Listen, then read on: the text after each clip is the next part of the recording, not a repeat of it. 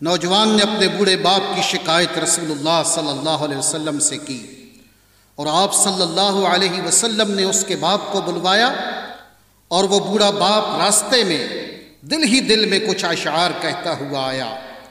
اللہ نے سیدنا جبریل کے ذریعے رسول اللہ صلی اللہ علیہ وسلم کو پیغام بھیجا کہ اے حبیب صلی اللہ علیہ وسلم، اس باپ بیٹے کا معاملہ بعد میں سنیے گا، پہلے اس سے وہ اشعار سنیں جو یہ کہتا ہوا آیا ہے۔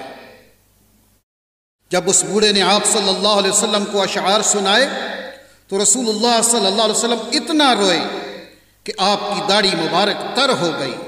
یہ کیا ماجرا ہے اور ان اشعار میں ایسا کیا تھا جنہیں سن کر رسول اللہ صلی اللہ علیہ وسلم بھی رو پڑے؟ آئیے سنتے ہیں۔ الحمدللہ رب العالمین وصلی اللہ علی سیدنا محمد وعلی آلہ وصحبہ وسلم اجمعین۔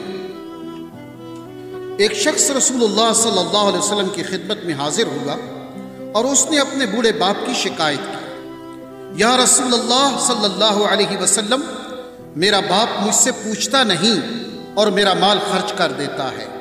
آپ صلی اللہ علیہ وسلم نے اس کے باپ کو بلوایا۔ جب اس کو پتہ چلا کہ میرے بیٹے نے رسول اللہ صلی اللہ علیہ وسلم سے میری شکایت کی ہے تو وہ دل میں رنجیدہ ہوا اور انتہائی دکھی ہوا اور اسی کیفیت میں رسول اللہ صلی اللہ علیہ وسلم کی بارگاہ میں حاضری کے لیے چل پڑا۔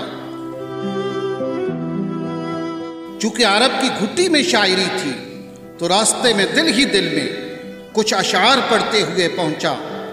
ادھر دربار رسالت مآب صلی اللہ علیہ وسلم میں پہنچنے سے پہلے سیدنا جبریل علیہ السلام آپ صلی اللہ علیہ وسلم کی خدمت میں حاضر ہوئے اور عرض کیا، یا رسول اللہ صلی اللہ علیہ وسلم، اللہ تعالیٰ نے فرمایا ہے کہ اس کا معاملہ بعد میں سنیے گا، پہلے اس سے وہ اشعار سنیں جو یہ دل میں کہتا ہوا آ رہا تھا۔ جب وہ حاضر ہوا تو آپ صلی اللہ علیہ وسلم نے فرمایا، تمہارا معاملہ بعد میں سنا جائے گا، پہلے وہ اشعار سناؤ جو تم دل میں کہتے ہوئے آ رہے تھے۔ وہ آخر صحابی رسول تھا، یہ سن کر رونے لگا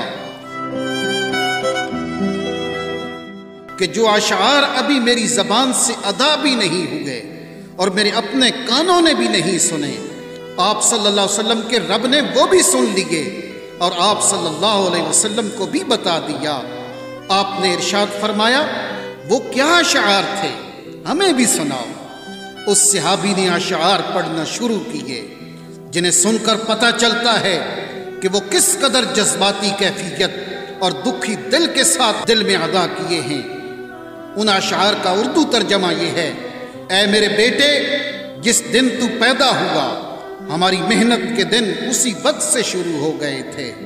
تم روتے تھے تو ہم سو نہیں سکتے تھے، تم کھاتے نہیں تھے تو ہم بھی کھا نہیں سکتے تھے، تم بیمار ہو جاتے تو تجھے اٹھا کر ہم مارے مارے پھرتے تھے، کبھی کسی طبیب کے پاس تو کبھی کسی طبیب کے پاس کہ تجھے کچھ ہو نہ جائے، کہیں تم مر نہ جاؤ، حالانکہ موت الگ چیز ہے اور بیماری اور چیز ہے۔ پھر تمہیں گرمی سے بچانے کے لیے میں دن رات کام کرتا رہا کہ میرے بیٹے کو ٹھنڈی چھاؤں مل جائے، تجھے سردی سے بچانے کے لیے میں نے بھاری بھرکم پتھر اٹھائے کہ میرے بیٹے کو ٹھنڈ نہ لگے۔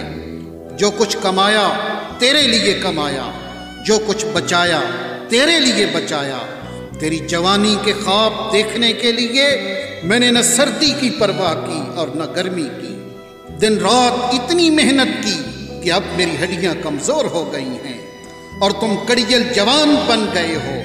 پھر مجھ پر خزاں نے ڈیرے ڈال لیے، لیکن تیرے اوپر بہار آ گئی، میں جھک گیا اور تم سیدھے ہو گئے۔ اب میری خواہش اور امید پوری ہوئی کہ تم ہرے بھرے ہو گئے ہو۔ سوچا کہ اب زندگی کی آخری سانسیں تیری چھاؤں میں بیٹھ کے گزاروں گا، مگر یہ کیا ہوا کہ جوانی آتے ہی تیرے تیور بدل گئے، تیری آنکھیں ماتھے پہ چڑھ گئیں، تم اس لہجے میں بات کرتے ہو کہ میرا سینہ پھٹ جاتا ہے۔ اس انداز سے تو کوئی اپنے نوکر سے بھی بات نہیں کرتا، میں نے اپنی ساری امیدیں چھوڑ دیں اور سمجھ گیا کہ میں تیرا باپ نہیں نوکر ہوں۔ نوکر کو بھی کوئی ایک وقت کی روٹی دے دیتا ہے، تم مجھے نوکر سمجھ کے ہی مجھے روٹی دے دیا کرو۔ یہ اشعار سناتے سناتے بوڑھے باپ کی نظر جب رسول اللہ کے چہرے انور پہ پڑی تو دیکھا کہ آپ صلی اللہ علیہ وسلم اتنا روئے کہ آپ کی داڑھی مبارک تر ہو گئی۔ آپ صلی اللہ علیہ وسلم جلال میں اٹھے، اس کے بیٹے کو سختی کے ساتھ فرمایا، انت ومالک لابیک، تم اور تمہارا سب کچھ تیرے باپ کا ہے۔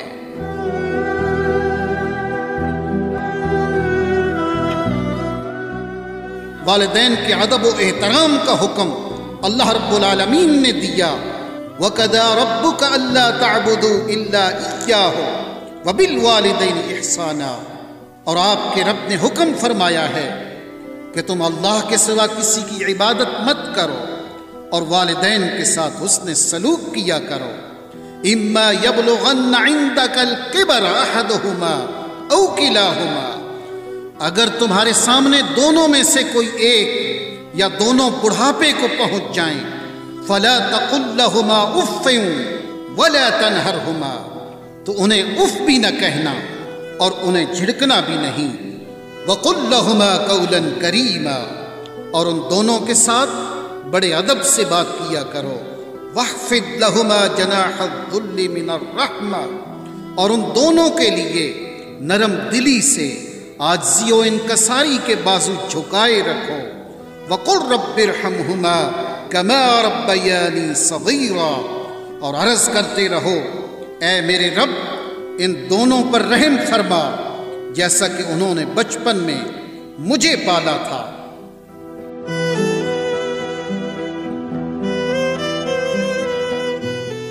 ایک باپ اپنی اولاد کے بہتر مستقبل کے لیے اپنی پوری زندگی داؤ پہ لگا دیتا ہے، اور جب اولاد خدمت کے قابل ہو اور منہ پھیر لے، اس باپ کے لیے جو اپنی اولاد کی ہر خواہش کو پورا کرتا ہو اور بڑھاپے میں اس کی حالت یہ ہو جائے کہ وہ اپنی بیماری اور ضرورت بتلاتے ہوئے بھی ہچکچاتا ہو، تو یہ جوان اولاد کے لیے بہت بڑا لمحہ فکریہ ہے۔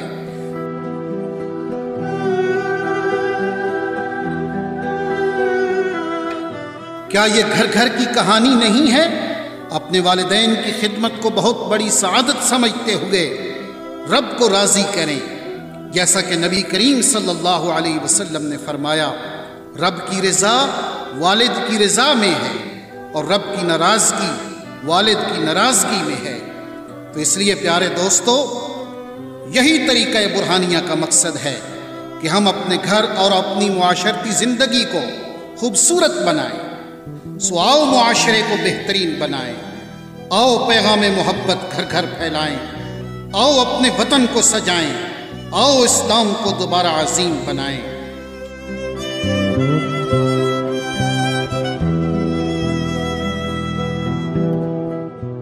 آپ سب بھائیوں سے گزارش ہے کہ آؤ آپ بھی ہمارے مقصد میں ہمارا ساتھ دو۔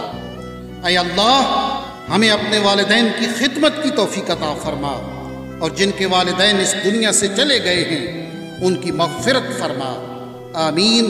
وصلی اللہ علی سیدنا محمد وعلی آلہ وصحبہ وسلم اجمعین۔